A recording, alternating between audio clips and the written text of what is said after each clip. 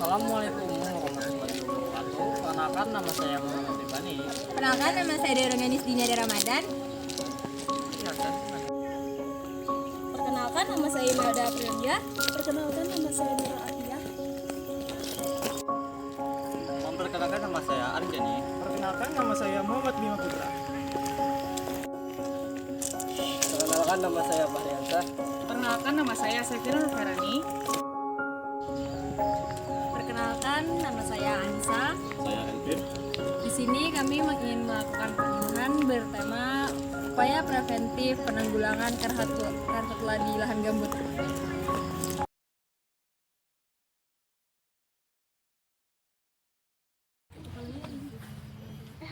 Pada hari ini, saya selaku moderator akan memandu penyuluhan tentang upaya preventif serta penanggulangan karhutla pada daerah gambut kepada adik-adik semua. Untuk mempersingkat waktu, saya akan membacakan urutan atau susunan acara sosialisasi pada hari ini. 1. Pembukaan. 2. Penyajian materi. 3. Sesi tanya jawab. Dan 4. Penutup. Baik adik-adik, langsung saja kita mulai ke sesi yang pertama, yaitu pembukaan. Sebelum memulai acara pada hari ini, marilah kita mengucapkan basmalah bersama-sama. Selanjutnya adalah penyampaian dan penyajian materi yang akan disampaikan oleh teman-teman saya. Kepada Junior, dipersilakan. Satu deh lo. Sambil senyum-senyum kah? Kenapa biru sini? Sebanyak kutakun. Kita masuk ke sini. Ya, Assalamualaikum warahmatullahi wabarakatuh. Sebelumnya, perkenalkan, nama saya Deroganis Dini Ramadan. Saya sebagai pemateri pertama pada penyuluhan hari ini, yaitu kita akan membahas tentang upaya preventif serta penanggulangan karhutla pada daerah gambut. Sebelumnya teman-teman tahu nggak sih apa itu daerah gambut itu apa sih sebenarnya? Kan udah belajar nih lahan basah semester 1. Ada yang tahu nggak sih lahan gambut itu apa? Sambet jangan ada tahu kan? Ulang.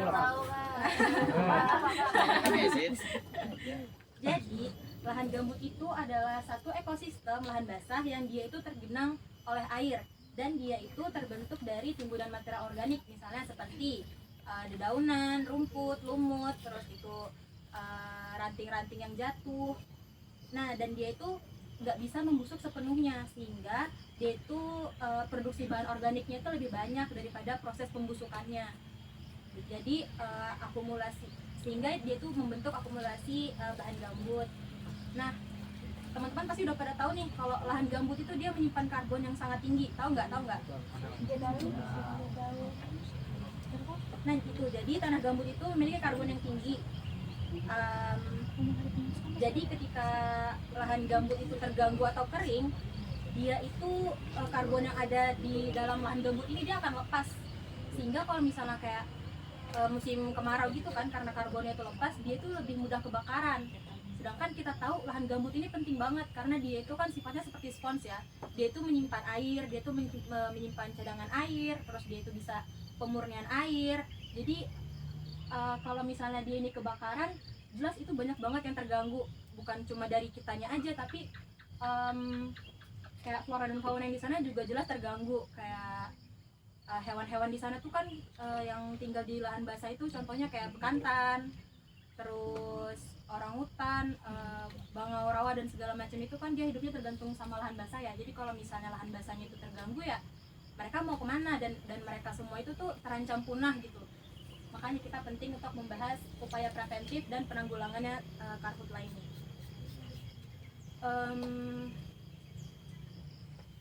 Seperti yang udah aku bilang tadi, lahan gambut itu kan dia berfungsi sebagai sumber pemurnian air, pemeliharaan air, dan penyimpanan air.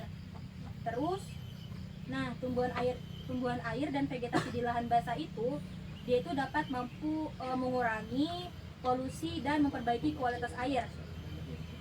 Tuh, jadi nih lahan basah itu, terutama di lahan gambut ya, karena tadi dia sifatnya seperti spons itu, dia itu mampu menyimpan setidaknya 10% cadangan air tawar di dunia. Itu banyak banget gitu. Dan lahan gambut ini memiliki daya serap yang tinggi tadi tuh, jadi air yang jatuh 1 hujan itu dia dapat tersimpan dan banjir itu dapat terhindari juga dengan adanya lahan gambut tadi. Nah, untuk lahan gambut itu di dunia sendiri, lahan gambut itu menutupi setidaknya 3% dari total luas di permukaan bumi.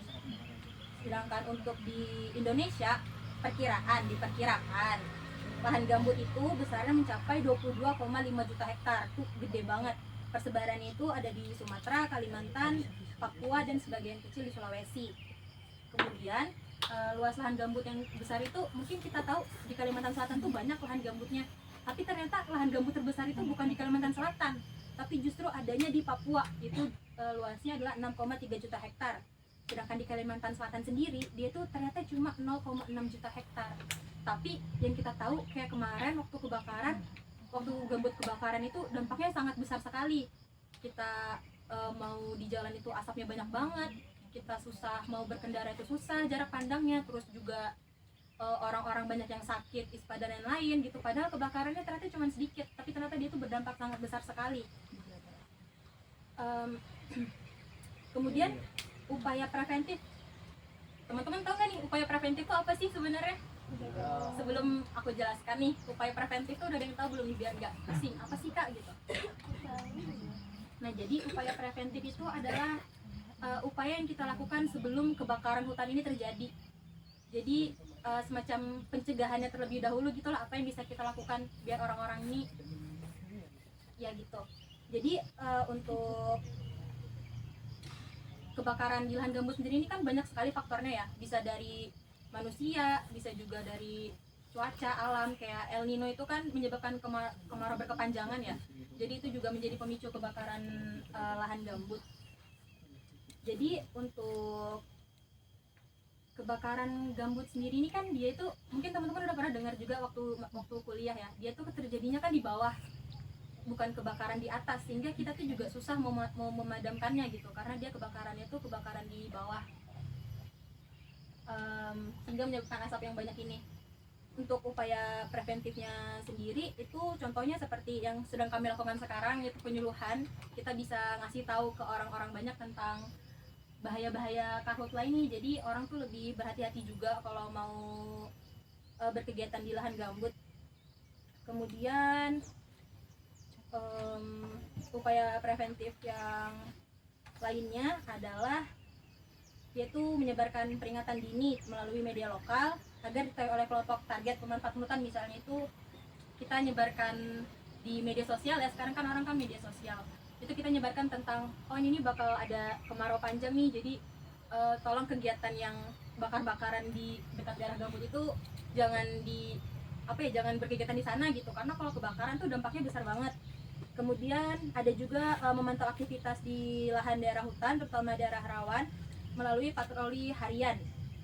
Jadi di sana tuh harus dilakukan patroli, misalnya kan masyarakat ini kan suka membuka lahan ya buat perkebunan lah dan lain-lain. Jadi untuk menghindari terjadinya kebakaran ini, itu kita tuh harus berpatroli di sana untuk yang ngeliatin lah, jangan ada yang berkegiatan di sana gitu. Kemudian adalah menyebarluaskan informasi larangan melakukan pembakaran, jelas itu penting. Kemudian melakukan persiapan, contohnya adalah pelatihan dan penyegaran untuk semua petugas terkait dan masyarakat dalam usaha-usaha pemadaman kebakaran. Kemudian ada juga memastikan ketersediaan peralatan pemadaman dan semua peralatannya itu berfungsi dengan baik. Kemudian itu kan untuk upaya preventifnya ya. Kemudian jika kebakarannya sudah terjadi nih, apa yang bisa kita lakukan? Tahu nggak? Nggak tahu terus nih. Nah, kalau misalnya sudah terjadi kebakarannya nih, penanggulangannya itu ada yang namanya itu pembuatan sekat bakar. Pernah dengar nggak? Pernah kan? Tahu kan sekat bakar? Nah, sekat bakar itu jalurnya dibersihkan, itu sengaja dibuat agar penyebaran kebakarannya itu tidak meluas. Jadi dibikin sekat biar nggak nyebar ke seberang-seberangnya gitu. Kemudian ada pemadaman manual. Pemadaman manual ini dilakukan dengan mobil pemadam, cuman kalau di daerah gambut kita tahu itu kan nggak bisa dilewati ya. Maksudnya untuk kebakaran misalnya di tengah, kita udah nggak bisa lagi ke sana dengan hanya cuman mobil dan kita pakai selang, itu jelas juga tidak efektif. Kemudian ada juga namanya waterbombing. Nah, kalau waterbombing ini dia itu pernah lihat nggak kalau pakai helikopter gitu terus di bawahnya ada ini kayak buat ngambil airnya gitu di bawah. Nah, itu waterbombing, kita pakai helikopter ke atas lahan yang terbakar, kemudian airnya tuh dijatuhkan ke sana. Kemudian ada juga yang namanya teknologi modifikasi cuaca atau TMC. Dia itu adalah dengan cara penyemayan garam untuk menciptakan awan hujan di atas area yang terbakar. Kemudian penanganan pasca kebakaran itu yang dapat dilakukan adalah dengan pembuatan kebijakan mengenai restorasi gambut, yaitu rewetting, revegetation, dan revitalization yang telah terdegradasi serta monitoring. Kemudian untuk pembuatan sekat bakar dan sekat kanal akan disampaikan oleh teman saya. Ya, assalamualaikum warahmatullahi wabarakatuh. Perkenalkan, nama saya Fahriansah. Di sini saya mematerikan cara pembuatan sekat bakar. Sebelumnya dari kalian ada yang tahu sekat bakar itu apa? Tidak.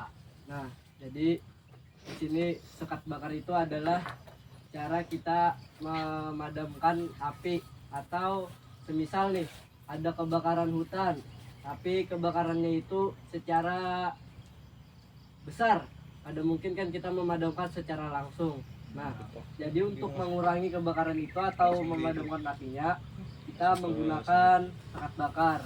Sekat bakar itu terbagi menjadi 3. Yang pertama itu ada sekat bakar jalur kuning, sekat bakar jalur hijau, dan sekat bakar alami. Contohnya sekat bakar jalur kuning itu sekat bakar yang kita buat sendiri dengan cara membuat sekat sepanjang 4 meter atau lebih, dengan cara di bagian tanahnya itu kita buang semua yang ada di atas tanahnya, seperti daun yang mudah terbakar, seperti itu tumbuh-tumbuhan juga, itu kita hilangkan, kita bersihkan sampai kelihatan tanah. Jadi di tanah itu cuma ada tanah, tidak ada lagi bahan yang mudah terbakar, untuk meminimalisir apinya menjalar lagi. Jadi selanjutnya itu untuk sekat bakar jalur hijau. Sekat bakar jalur hijau itu seperti yang tumbuhan yang mengandung air. Contohnya pohon gemelina. Nah, pohon gemelina itu mengandung air, atau dedaunan yang mengandung air.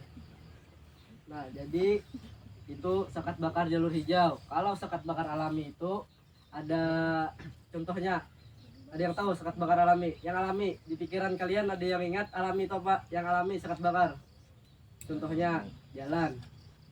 Nah, seperti jalan kayak gini lah, ini sekat bakar alami namanya, sungai. Nah, itu sekat bakar alami.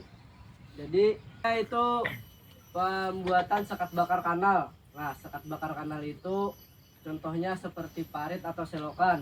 Cara pembuatannya itu kita menggali tanah sepanjang kurang lebih 1,5 meter. Oh ya, 1,5 meter atau setengah meter lah.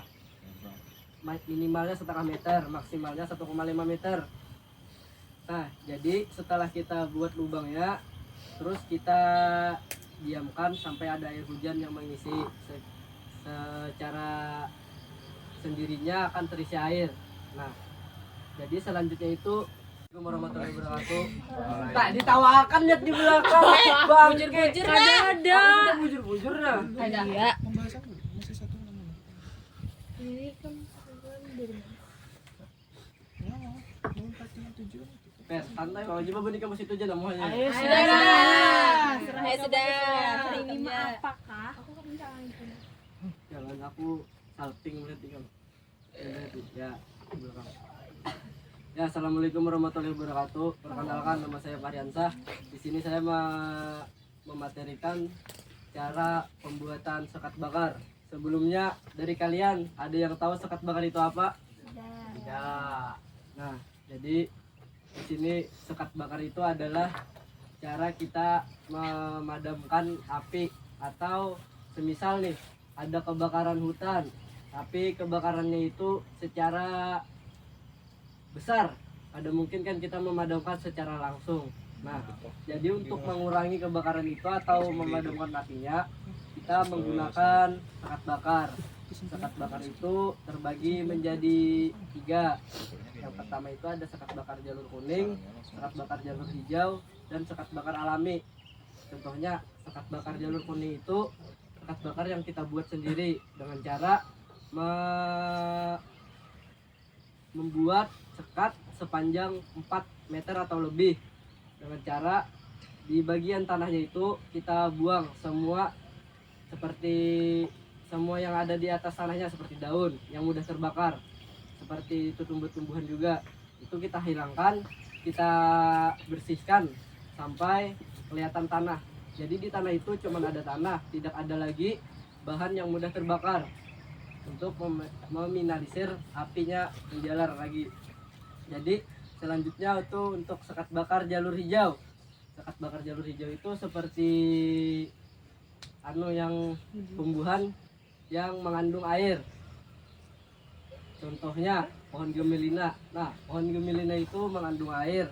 Pemadaman api itu terbagi menjadi 2, yaitu ada yang manual, ada yang juga yang tidak manual. Contohnya yang manual kita menggunakan kopiok. Kopiok itu ada yang tahu di sini sebelumnya kopiok itu apa?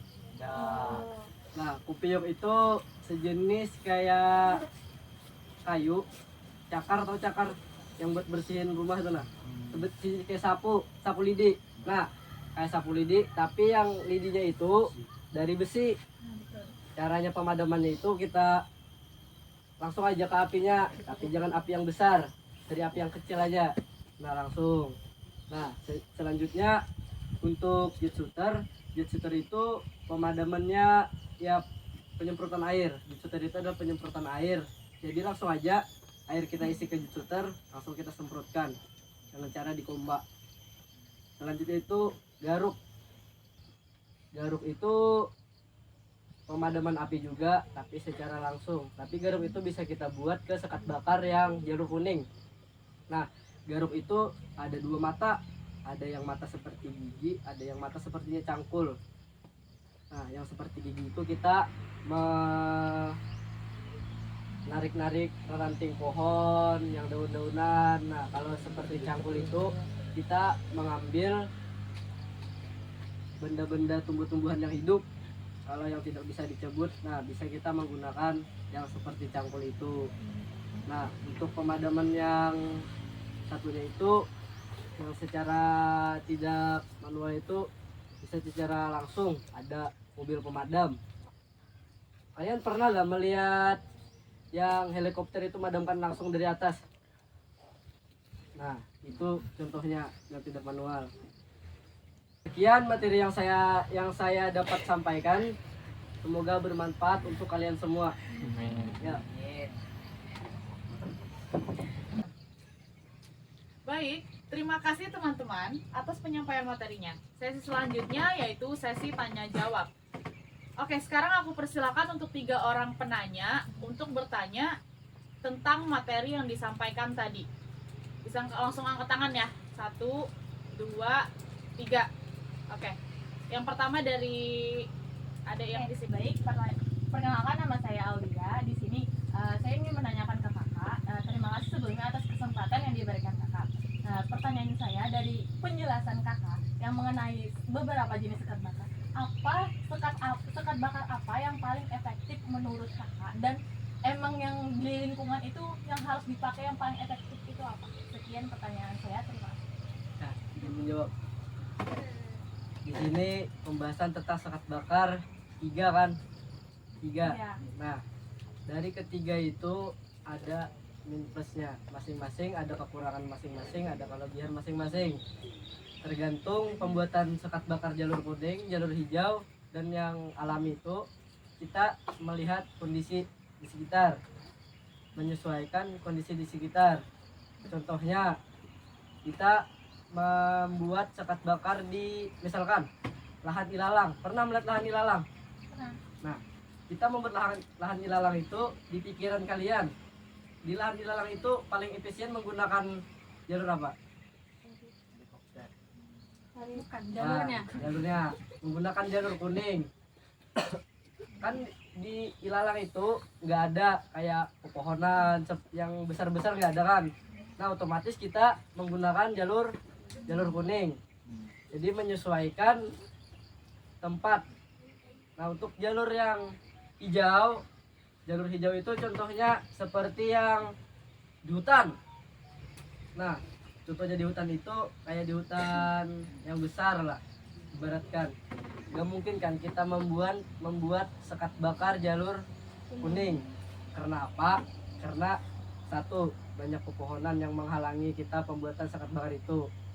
Kedua, jalur hijau itu contohnya tidak efisiensi karena api ini bisa aja lewat dari atas. Contohnya ini sekat bakar di tengah, di pohon bisa jadi dari atas api itu. Nah, jadi kenapa kita menggunakan bahan-bahan atau pohon-pohon yang mengandung airnya lebih tinggi itu supaya mengurangi, tidak untuk memadamkan. Garis bawah untuk mengurangi saja, tidak untuk mengurangkan. Nah, selanjutnya jalur alami, jalur sekat bakar jalur alami. Nah, yang alami ini yang sudah tersedia di sana. Contohnya kita kebakaran, contoh kebakaran di KHDTK. Dari atas Bukit Besar mau turun ke KHDTK kan apinya contohnya dari Bukit Besar. Semoga tidak terkejadian. Dari Bukit Besar misalkan kebakarannya mau turun ke KHDTK, sedangkan di tengah-tengah itu ada sudah jalur alami seperti jalan. Buat apa kita membuat sekat bakar lagi? Kan membuat energi kita semakin habis. Yang sudah ada aja tinggal kita jaga. Nah, jadi di sekat bakar itu kalau sudah diolah jangan ditinggalkan. Minimal 2 atau 3 orang berjaga di situ memakai jet shooter. Contohnya kalau api ada langsung aja disemprot. Jangan dibiarkan api itu menyeberang. Karena sekat bakar ini tidak tidak langsung memadamkan api juga sih, kecuali jalur hijau yang seperti di Ilalang. Nah, itu kemungkinan bisa aja menahan api. Tapi kalau seperti yang untuk jalur hijau di hutan-hutan itu tidak mungkin, karena api bisa aja menyeberang lewat atas. Baik, untuk dari jawabannya sudah masuk ke saya. Terima kasih. Ya, silakan. Siapa lagi yang bertanya? Baik, untuk penanya kedua, Mas yang di depan tadi, ada yang di depan? Perkenalkan, nama saya Ahmad Wildan, tahun 2023. Pertanyaan saya, kenapa kelompok bulan Abang dan Kakak memilih tema ini? Terima kasih. Aku atau kamu yang Boleh. Kamu dulu. Ya, jadi kenapa kami membahas tentang upaya preventif serta penanggulangan karhutla pada daerah gambut? Seperti yang sudah tadi saya jelaskan di materi, bahwa lahan gambut ini tuh banyak banget manfaatnya buat kita. Dia sebagai penyimpanan air, terus juga dia sebagai tempat hidup flora fauna yang bisa kita katakan terancam punah seperti bekantan, orangutan, bangau rawa dan lain-lain. Itu mengapa kita perlu membahas ini, karena lahan gambut ini kan mungkin kita semua sama-sama tahu setiap kemarau nih pasti aja lahan gambut ini kebakaran. Jadi kenapa kami memilih ini, untuk agar teman-teman semua di sini tuh tahu bahwa apa saja sih upaya yang bisa kita lakukan untuk mencegah kebakaran terjadi. Karena kalau kebakaran itu yang kayak aku jelaskan tadi tuh dampaknya sangat besar sekali kepada manusia, kepada flora dan fauna, dan segala yang ada di lahan basah itu. Jadi itu sih alasan kenapa kami mengangkat tema ini. Nah, saya izin menambahkan juga kenapa kita membahas yang di lahan gambut, kebakaran di lahan gambut ini, itu karena kebakaran ini tidak mungkin terjadi sendirinya. Benar tidak? Kalau tidak ada orang yang membakar. Nah, bisa saja orang ini sengaja atau tidak sengaja, kayak contohnya bekas rokok dibuang. Jadi itu bisa aja langsung kebakaran. Itu yang tidak disengaja. Kalau yang disengaja itu contohnya orang yang mau berkebun di sana. Mereka dibakar dulu, baru mereka dicincang-cincang tandanya supaya menjadi buat ditanami padi dan semacam sebagainya.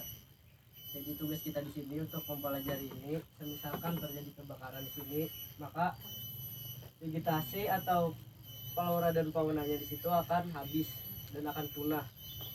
Jadi tugas kita di sini sebagai mahasiswa kehutanan menjaga atau melestarikannya lagi. Contohnya kalau ada hutan yang kebakaran bisa aja kita olah kembali. Ya, itu dia. Terima kasih atas jawabannya, jelas di Ya. Oke. Baik, untuk penanya terakhir, siapa tadi? Oke, bisa langsung ditanyakan. Perkenalkan, nama saya Lia Rama dari Angkatan 23. Jadi saya izin bertanya, apakah dari Fakultas Kehutanan sendiri ikut berkontribusi pada penanganan karhutla kemarin? Terima kasih. Ya, izin menjawab. Kita ini kan mahasiswa kehutanan. Nah, mahasiswa kehutanan itu pastinya kalau selagi kita bisa menolong secara fisik atau tenaga, bisa aja kita langsung menolong ke tempatnya. Kalau tidak bisa, kita menggunakan donasi dan sebagian lainnya. Di kehutanan kemarin tuh ada mengirim, contohnya bagian BEM. Nah, selain BEM ada juga dari Mapala Silva. Dari Mapala Silva itu kemarin mengirim 4 orang, itu dari tim SAR and Rescue. Mereka langsung turun ke lapangan untuk pemadaman api di sana secara langsung. Ya, apakah jelas? Jelas. Satu penanya tambahan, ada yang mau? Ayo tanya, bulus nanti dapat permen. Dan santai-santai. Kalau tidak ada, sosialisasi penyuluhan hari ini akan saya tutup. Terima kasih atas sesi tanya jawab kepada teman-teman dan adik-adik sekalian.